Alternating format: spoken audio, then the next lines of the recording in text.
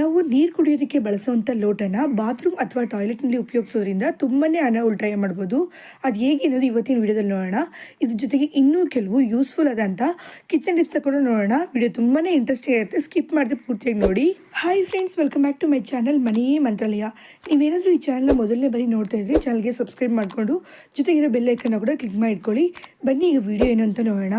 ಕೆಲವೊಂದ್ಸಲ ನಾವು ಯೂಸ್ ಮಾಡುವಂಥ ಬಾಚಣಿಗೆ ಹಳೇದಾಯಿತು ಅಂದಾಗ ಅದಕ್ಕೆ ಬದಲಾಗಿ ನಾವು ಹೊಸ ಬಾಚಣಿಗೆನ ತಂದು ಯೂಸ್ ಮಾಡ್ತಾ ಇರ್ತೀವಿ. ಆದರೆ ಹೊಸ ಬಾಚಣಿಗೆ ಕೊನೆಯಲ್ಲಿ ತುಂಬಾ ಶಾರ್ಪ್ ಆಗಿರೋದ್ರಿಂದ ಅದರಿಂದ ನಾವು ಬಾಚ್ಕೊಂಡಾಗ ತುಂಬಾ ಚುಚ್ಚೋ ಥರ ಆಗ್ತಿರುತ್ತೆ. ಈ ಥರ ಶಾರ್ಪ್ ಆಗಿರುವಂಥ ಬಾಚಣಿಗೆ ಚುಚ್ಚದೇ ಇರೋದಕ್ಕೋಸ್ಕರ ಈ ಸಿಂಪಲ್ ಟಿಪ್ಸ್ನ ಯೂಸ್ ಮಾಡ್ಕೊಳ್ಳೋಣ. ನೋಡಿ, ನಾವು ಹೊಸ ಬಾಚಣಿಗೆನ ತಂದಮೇಲೆ ಅದನ್ನು ಯೂಸ್ ಮಾಡೋದಕ್ಕೂ ಮುಂಚೆ ಈ ಥರ ಬಿಸಿಯಾಗಿ ಏನಾದರೂ ಇಟ್ಟಿರ್ತೀವಲ್ಲ ಗ್ಯಾಸ್ ಸ್ಟವ್ ಮೇಲ್ಗಡೆ, ನೋಡಿ ನಾನು ಹಾಲು ಇಟ್ಟಿದ್ದೀನಿ ಗ್ಯಾಸ್ ಸ್ಟವ್ ಮೇಲ್ಗಡೆ, ಪಾತ್ರೆ ತುಂಬಾ ಬಿಸಿಯಾಗಿದೆ. ಈ ಥರ ಬಿಸಿಯಾಗಿರುವಂಥ ಪಾತ್ರೆ ಮೇಲ್ಗಡೆ ನೋಡಿ ಲೈಟಾಗಿ ಈ ರೀತಿ ಉಚ್ಕೊಂಡ್ಬರ್ಬೇಕು.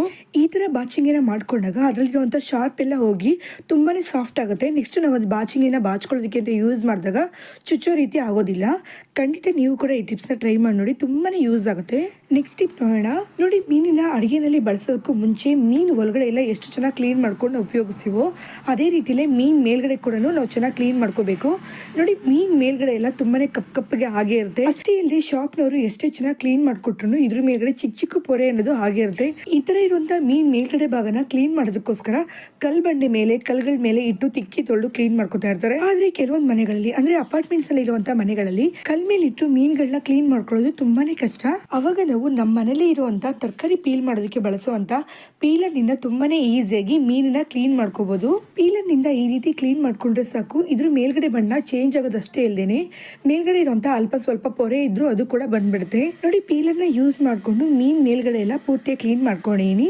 ಇದನ್ನ ಇವಾಗ ಒಂದ್ಸಲ ನೀರಲ್ಲಿ ವಾಶ್ ಮಾಡಿಕೊಂಡು ತೋರಿಸಿ ನೋಡಿ ಎಷ್ಟು ಚೆನ್ನಾಗಿ ಕಾಣಿಸ್ತಿದೆ ಅಂತ. ಈ ಥರ ನಾವು ಕ್ಲೀನ್ ಮಾಡಿಕೊಂಡು ಮೀನಿನ ನಾವು ಅಡುಗೆನಲ್ಲಿ ಬಳಸೋದ್ರಿಂದ ಮೀನಲ್ಲಿ ಸ್ವಲ್ಪನೂ ಕಹಿ ಅನ್ನೋದಿರೋದಿಲ್ಲ. ಅಷ್ಟೇ ಅಲ್ಲದೆ ಮೀನು ತುಂಬಾ ಟೇಸ್ಟಿಯಾಗಿರುತ್ತೆ. ನೀವು ಸಹ ಟ್ರೈ ಮಾಡಿ ನೋಡಿ. ಇನ್ಮೇಲೆ ಕ್ಲೀನ್ ಮಾಡಬೇಕಾದಾಗ ಪೀಲರ್ನ ಯೂಸ್ ಮಾಡಿಕೊಂಡು ಈ ರೀತಿ ಕ್ಲೀನ್ ಮಾಡ್ಕೊಳ್ಳಿ. ನೆಕ್ಸ್ಟ್ ಟಿಪ್ ನೋಡೋಣ. ನೋಡಿ, ನಾವು ಯಾವಾಗಾದ್ರೂ ಚಪಾತಿ ಮಾಡ್ಕೋಬೇಕಾದಾಗ ಸ್ವಲ್ಪ ಹಿಟ್ಟು ಉಳಿತು ಅಂದಾಗ ಅದನ್ನು ನಾವು ಒಂದು ಟಿಫನ್ ಬಾಕ್ಸ್ನಲ್ಲಿ ಹಾಕಿ ಫ್ರಿಜ್ಜಲ್ಲಿ ಇಟ್ಬಿಡ್ತೀವಿ. ಅದನ್ನು ನಾವು ಒಂದೆರಡು ದಿನ ಬಿಟ್ಟು ಯೂಸ್ ಮಾಡಿದಾಗ ತುಂಬಾ ಗಟ್ಟಿಯಾಗಿರುತ್ತೆ. ಈ ಥರ ಗಟ್ಟಿಯಾಗಿರುವಂಥ ಚಪಾತಿ ಹಿಟ್ಟು ಅವಾಗ ತಾನೇ ಕಲಸಿಟ್ಟಿರುವಂಥ ಚಪಾತಿ ಹಿಟ್ಟಿನ ಥರ ಸಾಫ್ಟ್ ಆಗಬೇಕು ಅಂದಾಗ ಈ ಸಿಂಪಲ್ ಟಿಪ್ಸ್ನ ಯೂಸ್ ಮಾಡ್ಕೊಳ್ಳೋಣ. ಒಂದು ಕುಕ್ಕರ್ ತಗೋಣ. ಆ ಕುಕ್ಕರ್ನಲ್ಲಿ ಸ್ವಲ್ಪ ನೀರು ಹಾಕೊಂಡು ನೆಕ್ಸ್ಟ್ ನಾವು ಅದರೊಳಗಡೆ ಇವಾಗ ತೆಗೆದಿಟ್ಕೊಂಡಿದ್ವಲ್ಲ ಚಪಾತಿ ಇಟ್ಟಿರುವಂಥ ಟಿಫನ್ ಬಾಕ್ಸ್ ಅದನ್ನು ನಾವು ಕುಕ್ಕರ್ ಒಳಗಡೆ ಇಟ್ಕೊಂಡು ಕುಕ್ಕರ್ ಲಿಡ್ನ ಕ್ಲೋಸ್ ಮಾಡಿ ಇಟ್ಕೊಳ್ಳೋಣ. ಇದರೊಳಗೆ ಮುಚ್ಚಳ ಏನೋ ಹಾಕಬೇಕಾಗಿಲ್ಲ, ಹಾಗೆ ಇಟ್ಕೊಂಡ್ರೆ ಸಾಕು. ನೋಡಿ, ಈ ಕುಕ್ಕರ್ ನಾವು ಗ್ಯಾಸ್ ಸ್ಟವ್ ಮೇಲ್ಗಡೆ ಇಟ್ಟು 1 ನಿಮಿಷದವರೆಗೂ ಹಾಗೆ ಬಿಡಬೇಕು. ಯಾವುದೇ ಕಾರಣಕ್ಕೂ ವಿಷಲ್ ಬರಬಾರ್ದು. ವಿಷಲ್ ಬರೋದಕ್ಕಿಂತ ಮುಂಚೆನೆ ಗ್ಯಾಸ್ ಸ್ಟವ್ನ ಆಫ್ ಮಾಡ್ಕೋಬೇಕು. ನೋಡಿ, 1 ನಿಮಿಷ ಆದಮೇಲೆ ಗ್ಯಾಸ್ ಸ್ಟವ್ನ ಆಫ್ ಮಾಡ್ಕೋತಾ ಇದೀನಿ. ಇದು ಕುಕ್ಕರ್ ಒಳಗಡೆ ಪ್ರೆಷರ್ ಅನ್ನೋದು ಹಾಗೆ ಇರುತ್ತೆ. ಪ್ರೆಷರ್ ಅನ್ನೋದು ಫುಲ್ಲಾಗಿ ಹೋದ್ಮೇಲೆ ಕುಕ್ಕರ್ ಮುಚ್ಚಳನ ಓಪನ್ ಮಾಡ್ಕೊಳ್ಳೋಣ. ನೋಡಿ, ನಾನು ಈಗ ಓಪನ್ ಮಾಡಿ ಈ ಬಟ್ಲನ್ನ ಹೊರಗಡೆ ತೆಗಿತಾ ಇದೀನಿ.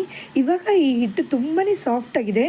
ಇವಾಗ ಇದು ಚಪಾತಿ ಮಾಡೋದಕ್ಕೆ ರೆಡಿ ಆಗಿದೆ. ಅಕಸ್ಮಾತ್ ಇದನ್ನ ತುಂಬ ಸಾಫ್ಟ್ ಆಗಿದ್ದಾಗ ಇನ್ನೂ ಸ್ವಲ್ಪ ಹಿಟ್ಟನ್ನ ಹಾಕಿ ಕಲ್ಸ್ಕೊಳ್ಳೋಣ.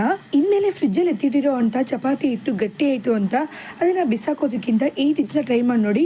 ತುಂಬಾ ಈಸಿಯಾಗಿ 1 ನಿಮಿಷದಲ್ಲೇ ಹಿಟ್ಟನ್ನು ಸಾಫ್ಟಾಗಿ ರೆಡಿ ಮಾಡ್ಕೋಬೋದು. ನೀವು ಸಹ ಟ್ರೈ ಮಾಡಿ ನೋಡಿ. ನೆಕ್ಸ್ಟ್ ಟಿಪ್ ನೋಡೋಣ. ಗ್ಯಾಸ್ ಸ್ಟವ್ ಮೇಲ್ಗಡೆ ಪಾತ್ರೆ ಇಟ್ಟರೆ ಪಾತ್ರೆ ಎಲ್ಲ ಮಸಿ ಆಗೋದು ಅಥವಾ ಗ್ಯಾಸ್ ಸ್ಟವ್ ತುಂಬಾ ಚಿಕ್ಕದಾಗಿ ಉರಿಯೋದು, ಇಲ್ಲ ಅಂದರೆ ಗ್ಯಾಸ್ನ ಸಿಮ್ಮಲ್ಲಿ ಇದ್ದಾಗ ಪೂರ್ತಿ ಗ್ಯಾಸ್ ಆಫ್ ಆಗೋದು, ಈ ಥರ ಇರುವಂಥ ಪ್ರಾಬ್ಲಮ್ನ ತುಂಬಾ ಈಸಿಯಾಗಿ ಸರಿ ಮಾಡೋದಕ್ಕೋಸ್ಕರ ಈ ಸಿಂಪಲ್ ಟಿಪ್ಸ್ನ ಯೂಸ್ ಮಾಡ್ಕೊಳ್ಳೋಣ. ನೋಡಿ, ಇದಕ್ಕೆಲ್ಲನೂ ಮುಖ್ಯವಾದ ಕಾರಣ ಏನು ಅಂದರೆ ಈ ಗ್ಯಾಸ್ ಸ್ಟವ್ನಲ್ಲಿರುವಂಥ ಬರ್ನರೇ. ನೋಡಿ, ಈ ಬರ್ನರ್ ಸಹ ಎಷ್ಟು ಮಸಿ ಇದೆ ಅಂತ. ಈ ಥರ ಇರುವಂಥ ಬರ್ನರ್ನ ನಾವು ಮೊದಲು ಕ್ಲೀನ್ ಮಾಡ್ಕೋಬೇಕು.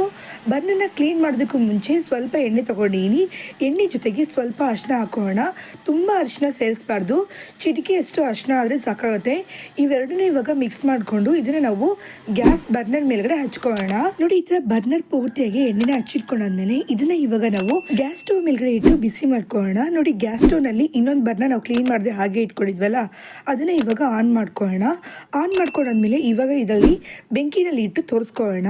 ಈ ಥರ ಅರಿಶಿನ ಮಿಕ್ಸ್ ಆಗಿರುವಂಥ ಎಣ್ಣೆನ ಬರ್ನರ್ ಮೇಲ್ಗಡೆ ಹಚ್ಚಿ ಆ ಬರ್ನರ್ನ ನಾವು ಬೆಂಕಿ ಮೇಲಿಟ್ಟು ತೋರಿಸ್ಕೊಳ್ಳೋದ್ರಿಂದ ಬರ್ನರ್ನಲ್ಲಿ ಚಿಕ್ಕ ಚಿಕ್ಕ ಹೋಲ್ಸಲ್ಲಿರುವಂಥ ಗ್ಯಾಪ್ನಲ್ಲಿ ಏನಾದರೂ ಸಿಗಾಕೊಂಡಿದ್ರು ಅದೆಲ್ಲ ಪೂರ್ತಿಯಾಗಿ ಸುಟ್ಟು ಬರ್ನ್ ಆಗಿಬಿಡುತ್ತೆ. ಈ ಥರ ಬರ್ನರ್ನ ನಾವು ಒಂದು 30 ಸೆಕೆಂಡ್ಸ್ ಚೆನ್ನಾಗಿ ಬಿಸಿ ಮಾಡ್ಕೊಂಡಾದ್ಮೇಲೆ ಇದನ್ನು ನಾವು ಒಂದು ಬಟ್ಲ ಸ್ವಲ್ಪ ನೀರು ಹಾಕ್ಕೊಂಡು ಅದರಲ್ಲಿ ಇದನ್ನು ಇಟ್ಕೊಳ್ಳೋಣ.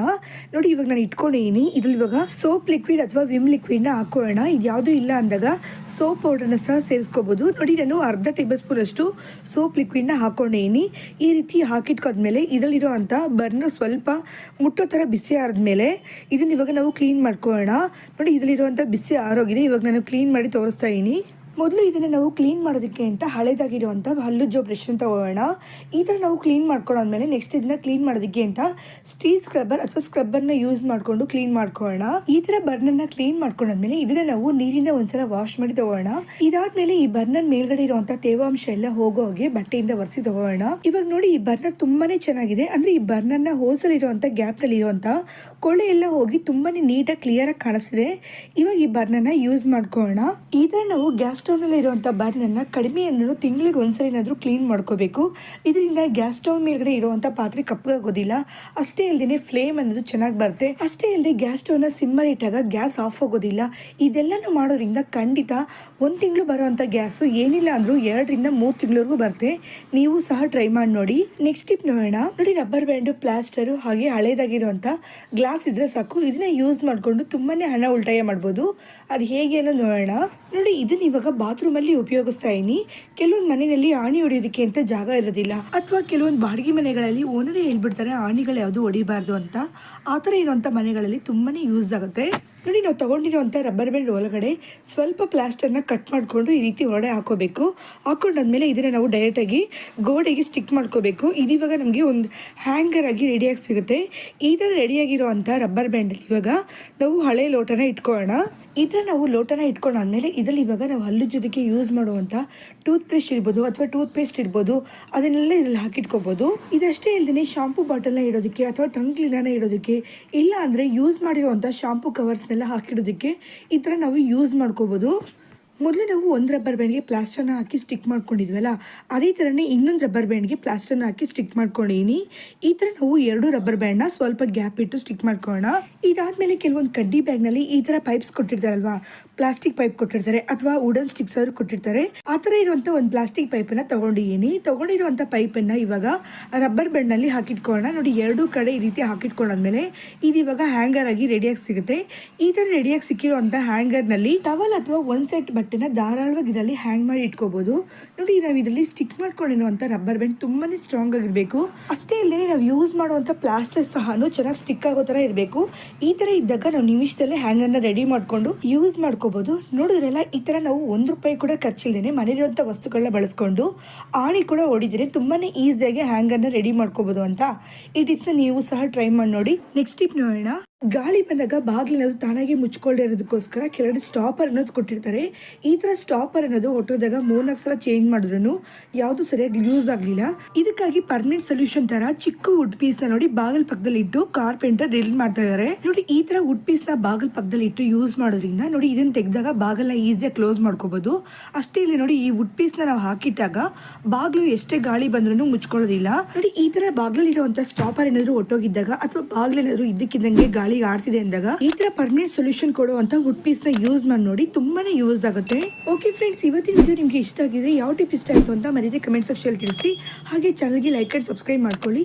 ಇನ್ನೊಂದು ಇದೇ ತರ ಯೂಸ್ಫುಲ್ ಆಗಿರೋ ವಿಡಿಯೋದಲ್ಲಿ ಮೀಟ್ ಮಾಡೋಣ. ಟೇಕ್ ಕೇರ್, ಬಾಯ್.